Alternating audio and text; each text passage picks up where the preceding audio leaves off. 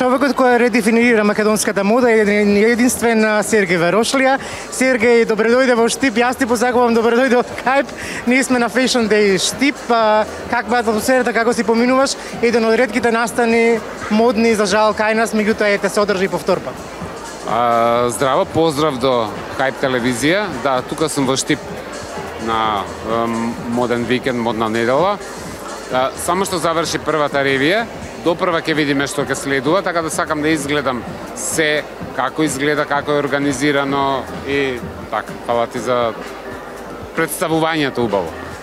Што мислиш како до сега протече првата ревија од Маја Кикириткова, колку си задоволен од изгледите, дали веќе ги сумира впечатоци?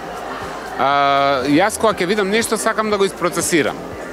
Така да подоцна за коментари, не сега одма. Убаво си облечен, дали ова твоја креација или се должи на некого? Ти благодарам за комплиментот, ова е Митров, моделото, панталоните се исто така, кошулата си е моја. Сергеј, кажав и на почетокот дека кобуриме со модни настани, за разлика од порано од пред 20 години, кога јас и ти бевме во едно друго време, каде што работите се движеа во нагорна линија, се спласна наеднаш. Што мислиш дека е проблемот? И каде лежи проблемот? За жал кобуриме со модни настани, не знам во што е искрено проблемот, некога мислам дека е склоп на околности. Секојдневието, немањето желба, немањето средства, немањето доволно ентузијазам, мислам дека не се доволно храбри младите да изнесат нешто ново, па дури да е ризичен тој потек. Сметам дека повеќе имаше некаков си ентузијазам порано, што сега јас не го гледам. Се прави некако ради реда.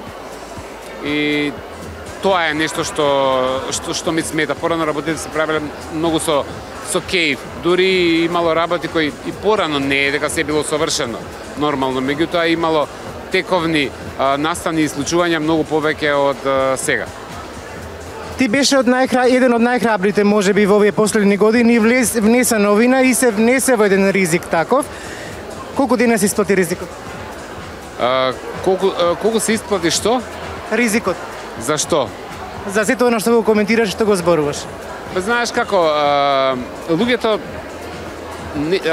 повеќето луѓе не ика да слушнат вистината.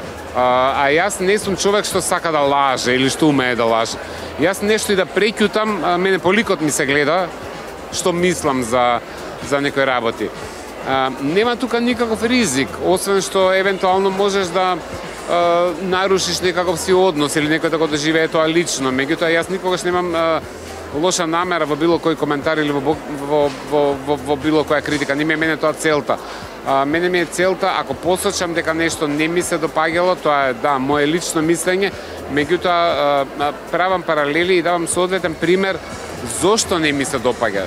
Идам на факти за евентуално секој што е искритикуван, да размисли и да свати. А времето ми покажало, пред малку дојде една гостинка овде, која ми кажа дека имам критикувано пред неколку години и дека сум бил во право. Значи, се почесто наидувам на луѓе кои ги имам искритикувано пред неколку години, меѓутоа кои апсолутно кажуваат од денешна дистанца дека сум бил во право за се што сум рекол. Така да, што и да кажам сега, времето ќе покаже повторно дека сум бил во право.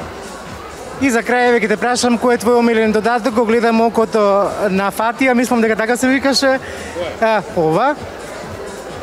Да. Да. Окото на Фатија, мислам дека се викаше така некако. Да, тоа ми е против уроци.